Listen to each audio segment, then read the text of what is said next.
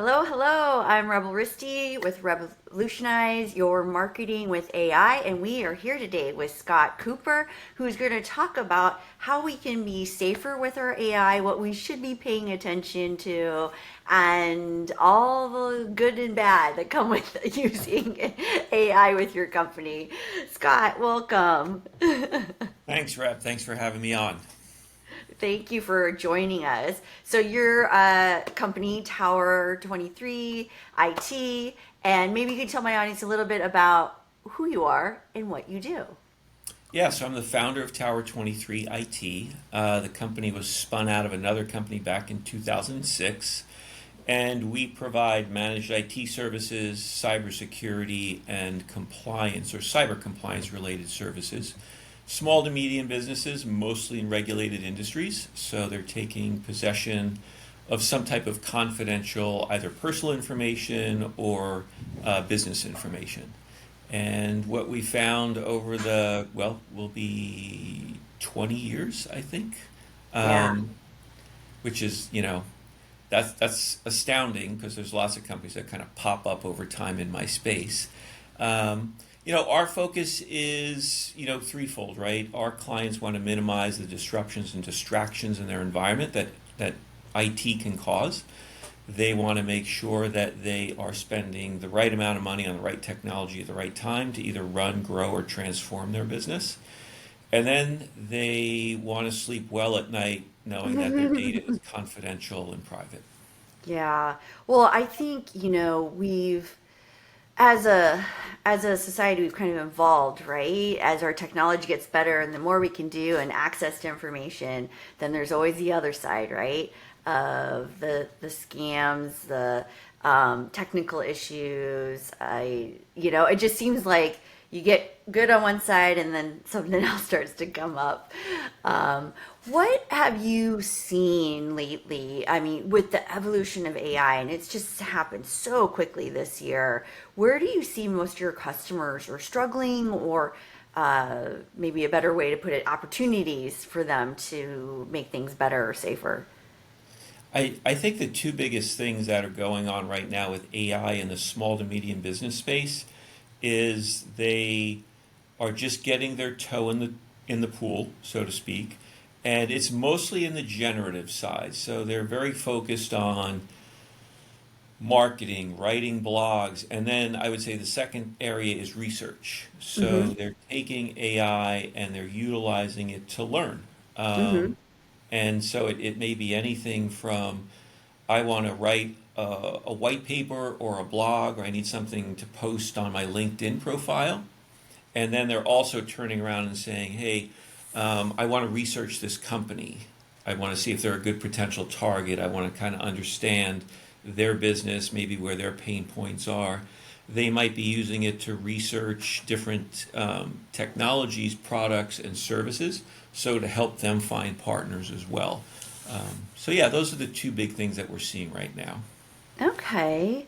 Do you feel like companies are they scared of AI when it comes to, data protection, or do you feel like most companies are just kind of going out there and doing it? I think some of it has the ostrich effect, where folks don't want to really think about it because it would keep them up at night in terms of what AI is, potentially the impact on their business, as well as potentially from a bad actor perspective or threat Mm-hmm. actor. Um, Most companies, I think, are waking up to it because it's now on the nightly news, right? Amazon, laying off 30,000 corporate employees. AI is being not blamed for that, but is certainly contributing to it. And Mm-hmm. then we're all hearing about the cyber incidents that are constantly occurring on a daily basis. And I think business owners are now starting to wake up to there's a new threat actor. So is this potentially a technology that's going to be game changing? You mentioned in the intro how quickly it's being adopted. I think it's being adopted probably faster than any other technology we've seen. Yeah. So And what is kind of a fair warning that you're giving your clients? How are you getting them prepared? to, So two things that we end up having conversations. We meet with our clients quarterly, and then we also send them technology briefings over the course of a year. And I would say about about a year ago, we were starting to get some questions from clients about AI. We're Microsoft partners, so we started talking to them about Microsoft Copilot and Copilot for 365, and then specific Copilot agents, and would that fit in their business? And at that time, even a year ago, it wasn't really resonating with them. hmm And this quarter, I came from two meetings yesterday. One has they have chatbots now on their website, all right, hmm all AI driven. They're yeah, using AI to facilitate revenue forecasting in their environment. They're using it to analyze potential contracts that they're about to enter or offer to potential clients. And so it's just accelerating how quickly that it's coming into their organization. And I think that's the second shoe to drop is where is potentially all of the exposure that's going to hmm come. So I'm a Vistage speaker, so I get to go out and meet groups of CEOs. And one of the talks that I give is on insider risk to organizations. mm, okay, And about a year ago was that first question when I was giving the insider risk, where does AI fit into this? And that was kind of where the concept that I started to acknowledge and then explain to clients and prospects was this concept of shadow AI, oh yeah, and that their employees were using AI in their environment. And let's face it, the vast majority of employees are good, hardworking people that care about their company and their peers and their clients.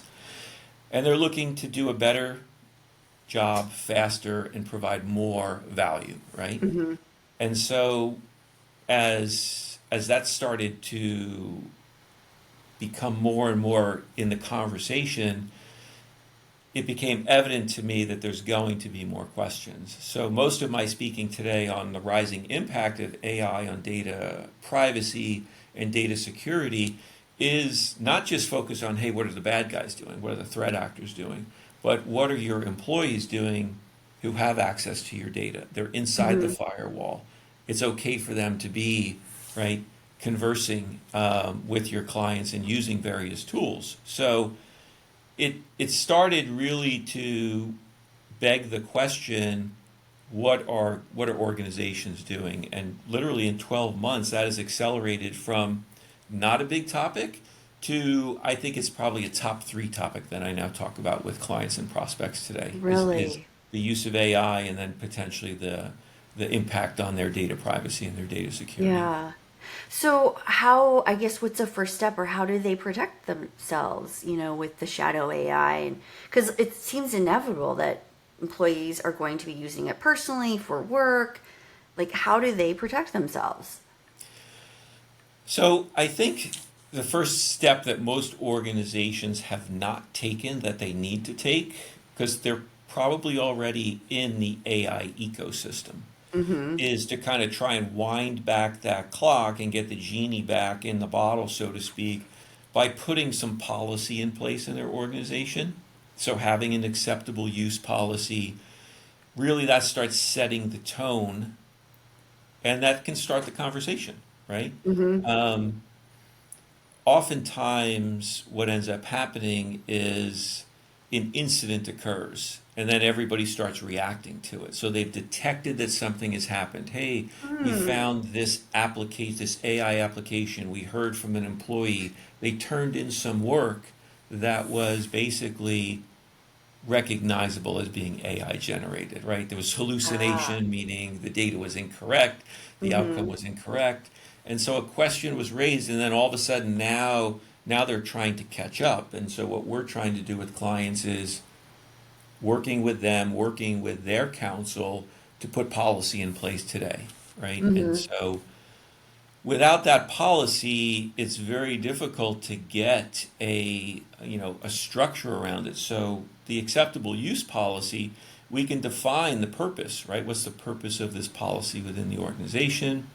We can define generative AI, large language model, machine learning, technologies that are used for video or audio, Mm-hmm. right? We can talk about what's responsible use for these technologies in our organization. And first and foremost, data privacy and security, right? And then especially if there's a compliance component related to Right. that.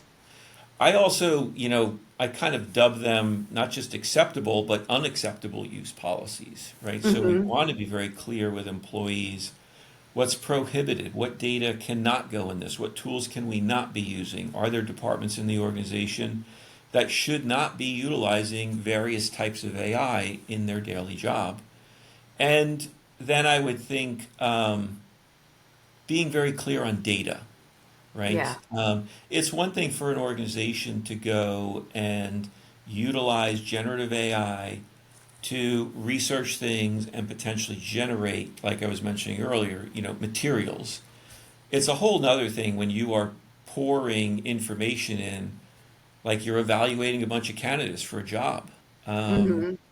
California either passed a bill and it's been signed by Governor Newsom or it's getting ready to be signed that from an HR perspective, you have to be transparent. So you have to let your employees know and you have to let your candidates know if these systems are being used, in that classification.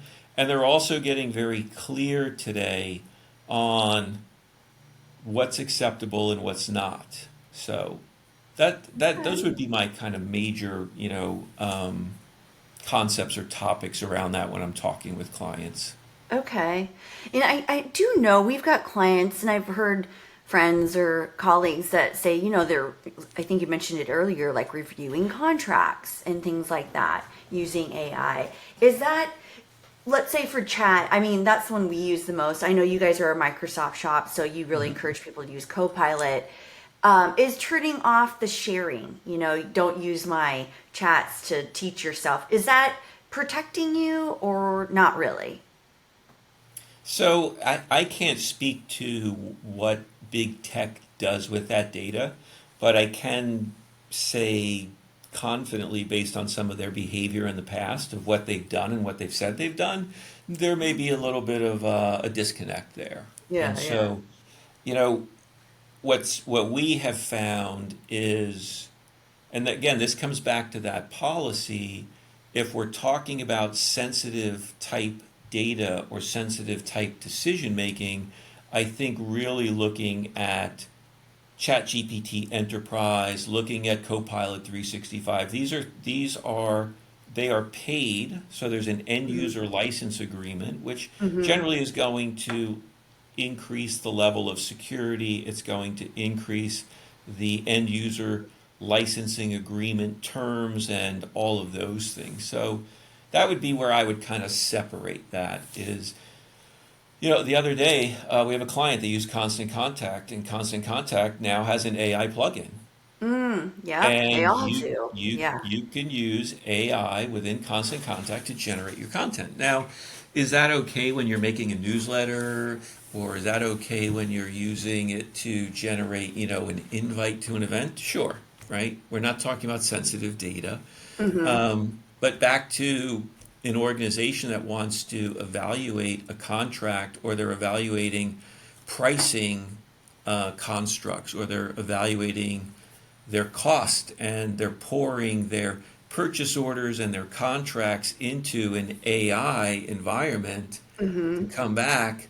Well, yeah, we shouldn't train that or don't use our data to train that. That's To me, that feels like kind of like, from a security perspective, the shower curtain or the screen door. Oh, I like the shower curtain analogy. Yeah, it's really interesting. Do you have a case story of maybe how you have helped a company? I'm curious with people putting so much data in there, what has happened, like to kind of explain what people should be doing or trying to do. I think from a case story perspective, my best example would be a client that I spoke to, a year ago, more than a year ago, wasn't really certain where they were. We started talking about putting some acceptable use policy in place. We were talking to individuals within the organization about how are you using AI? How's it making your job better? The results that Mm-hmm. you're generating better, and it was not a punishment, right? It wasn't a discipline situation. It was, hey, you guys are potentially going to put your company not just at risk, but let's look at the good side of things. So that was the first conversation, right? Is getting an Mm-hmm. understanding of where AI was living within the organization and how they were using it. And then the next step was, okay, there's some instances that we're hearing about that we would like you to use more secure tools. We would like to see that you've got some clarity on how you're going to use this tool, what data can go into those tools. Mm-hmm. And that's a journey, right? Organizations are always going to be on that journey because there's new tool. There's over 1,000 AI tools in the ecosystem today, right? Crazy. I was Yeah. with a client the other day. They're using Grammarly, right? Yeah. They publicly traded, and they use Grammarly for a lot of what they're writing and putting out to analysts and to the open market. Mm-hmm. And again, they're using the paid version. There's a higher degree of what I believe to be security around that. But from a case study perspective, I think it's coming into an organization and trying to get them back to step one, which is let's put some policy in place so then everybody knows where the guardrails are, where the bumpers are, where the acceptable right use of this technology is today. Yeah. Yeah, I think you're right. It's just evolving so quickly, and there's so many tools out there. You can definitely get an AI overload. And what I think what we're trying to do is simplify it and like, hey, these are the tools that we know work. These are the workflows and automations that we've built best on, using our best practices. And then from there, I will admit, we're paying all the subscriptions. We're trying to make sure it's really secure, but you just never know, like if something does leak. What if a client or a business, what's a sign that they may have a red flag that something's going on, like an employee's, submitted something within an LLM and how do they know they've been exposed? Well, yeah, that is a challenge. I think part of that is having that conversation with employees, not from a discipline perspective, but from a productivity perspective.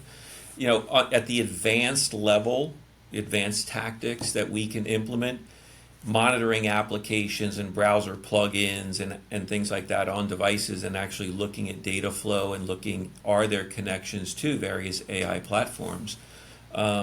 Those are probably the most reasonable and likely that a small to medium business is gonna be able to implement over time. But yeah, it's not as much like somebody is going to go into Chat GPT and specifically ask a question about a company and a client. All of a sudden, it's like okay, I'll think on this for a minute, and then all of a sudden, it's like it's regurgitating everything that your employee plugged into it. There is kind of a famous case of that where Samsung engineers were Ah, looking to solve an engineering problem, and they did do that, and you know it unfortunately came back to bite them. But huh.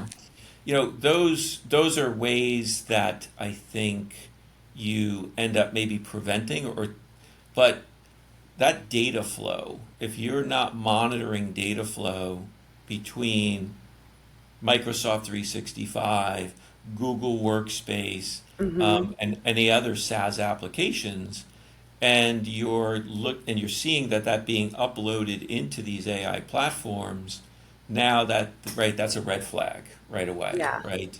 The other problem that we're seeing is APIs. API is basically a technology that makes two things talk together. Mm-hmm. Right, so Zapier is a great example of that. Hey, we're going to Yeah. make our HubSpot talk to our, our are in-house invoicing systems so that we can get Yeah, some yeah. visibility into that. Hmm. Well, those APIs that are talking to each other, there is potential for AI endpoints and agents to be inserted into that. And if you're not clear about is that an authorized integration, an unauthorized integration, right, that's another issue. And then I think, unfortunately, employees representing AI's work is their work Hmm. Oh, is another yeah. telltale sign where it has hallucinated. Very famous, I think it was in New York, a bunch of lawyers. I think Oh, they were yeah. sanctioned, maybe even being disbarred, and they poured a bunch of stuff into an AI environment, and it made stuff up. And they put that into their briefs and their positions, and the judge came back and said, "This Mm-mm. is this Yes. is Yeah. completely not real." So I think that's a challenge for Yeah. organizations. That's yes, I've heard those stories. I think so. You brought up Zapier. We actually use Make and Zapier and NAN to do some of those connections. And maybe talk really quick again because for my own personal interest, didn't quite understand. So we are connecting, like Perplexity and Chat and Claude into a same for workflow, or Make calls it a scenario. Mhm. What was the detail about an agent coming in or could potentially create a security risk when Yeah, we're so pulling those tools in? those APIs make calls between them. Mm-hmm. And if there's a request or something within the flow, for an AI endpoint to do something with that information, that data is now going out right into an AI environment. So, Mm-hmm. what AI environment is going to? What is it doing with that data? And potentially, what's happening in that chain? Because again, these AI API calls are not supervised. So Got it. once you've put this in place, it starts to behave on its own. Mm-hmm. And now potentially, if there's a mistake with what's being called, what's being sent, well, now you've got a high degree or high probability that you could have some unauthorized either data transfer or some type of integration. Yeah. And again, you're coming at it from a position of working with clients. We worry about this more from a shadow AI perspective, where the employee is now taking this into their, right? Ah, You're a okay. professional at this, right? The employee that's at their desk, again, they're looking to solve their problem to get more work done easily. Yeah. So they're not vetting necessarily these tools like you are, right? They're Got not it. looking at the content that's moving back and forth and the results that are coming from it. And I think that's where that risk, that's shadow AI, right? You coming Okay. into an organization, you're not shadow AI, right? You're helping them set policy and tools and process and Mm-hmm. right measurables and things Yeah. like that. Yeah. Yeah, that's a good point. Well, even before AI, what was one of your highest IT risks? Your employees, right? Because they may fall for a scam or, yeah, not use extra security when they should. So I think training employees is always going to be one of that first step, frontline security, right? About two-thirds of cyber incidents are human within an organization. So think employees, third-party vendors, partners, all of that stuff. And so you get two-thirds there, and then from there you break that down into like 75, 25. 75% is they've been tricked, like you mentioned. Somebody Mm-hmm. tricked them into clicking something, tricked them into giving them their credentials. The other 25 is unfortunately malicious behavior, right? Yeah. By the third party vendor or their employee or the company employee and stuff like that. So, Mm-hmm. but yeah. Yeah, and so I've heard, now because you can clone someone's voice, with like a tool like 11 Labs, that people are being fooled and they think it's their CEO or, their boss. And actually, it was a provisor's walk today, and one of the fellow provisors, they said, "Yeah, you should just have a code word that you tell everybody. So unless let's say I call you, and if I don't say applesauce or whatever the code word is, and you know it's not me, do you think that could work? Um, so so that phrasing is becoming a popular strategy to minimize that from happening. And what's interesting is not only is this going on in corporate America, this is also where threat actors are doing this. It's called granny scam. And granny scam works like this. Somebody calls their grandmother and they Mm, say, "Hey, grandma, I'm in Mexico. I'm in trouble. I don't want to call my parents. Can you help me? I need to pay my bond, my bail, whatever, to get out." And it's no longer at the level of go and buy a bunch of gift cards at Walmart. yeah. This has now moved into sophisticated criminal gangs which do this. So they spoof the voice, they get grandma spun up, and they coach grandma through going to the bank and withdrawing $10,000, $5,000. So And they wrong. tell grandma, if the bank asks you, because banks are now becoming more aware of this, right? Right. Tell them that you're buying a used car for your grandson. This is So so crazy. now Oh, you've got potentially an issue where a courier comes and picks up the money for a percentage of the money. So yeah, using some type of passphrase or catchphrase or something like that is becoming popular.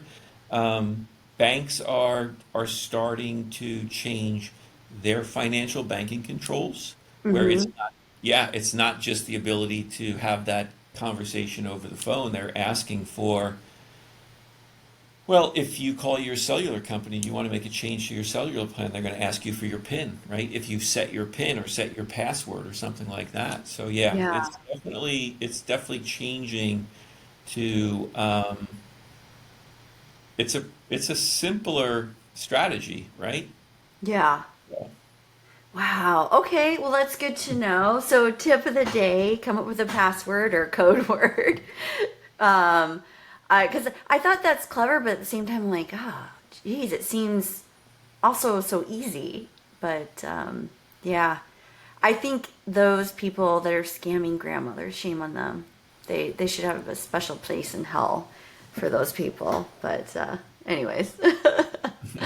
Uh, well, Scott, as we're winding up here, hard to believe it's almost 30 minutes.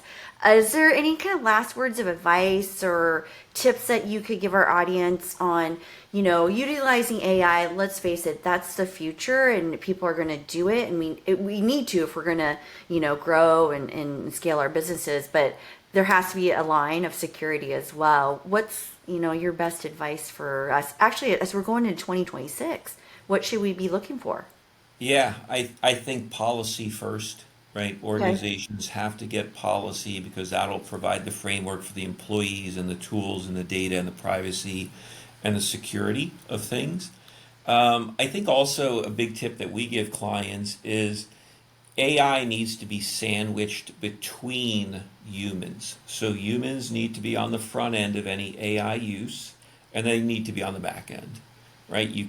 It's not a good strategy to let AI, and unfortunately, agents today are now being brought to the forefront. Manus AI, which is one of the Mm-hmm. first agent technologies. So Mm-hmm. a bot would just execute a series of instructions. Right. An agent actually now has the ability to learn from the what comes back and execute a different set of instructions. Yeah. So I think having humans on the front end and on the back, and for organizations that want to get a better handle beyond policy, I would think taking a look at something like the NIST AI framework, so National Institute of Standards and Technology, Okay. which is kind of the preeminent organization around data security in the U.S. So think they're the underlying framework for things like HIPAA and CMMC and the Okay. Securities Exchange Commission frameworks and stuff like that. Well, they've come out and they've developed a risk management framework around AI. And so I think engaging or having familiarity with that, there's some benefit there to define that clear leadership, the roles, internal accountability, things like that. Okay. Great advice. Thanks again, Scott. Really appreciate it. If somebody did want to get a hold of you, learn more, work your services, what's the best way for them to do that? They can go to our website, tower23it.com, and click on schedule consultation. And that is going to get directly into my inbox, and we can pick up a conversation from there. Cool. I love it. All right. Thanks, Scott. And if you are looking to integrate AI into your marketing or sales and you're not too scared of it, you can reach out to Rebel Labs. We are helping clients, small businesses, figure out how to leverage AI in a safe and practical way that actually gets results. And you can find us at rebellabs.ai.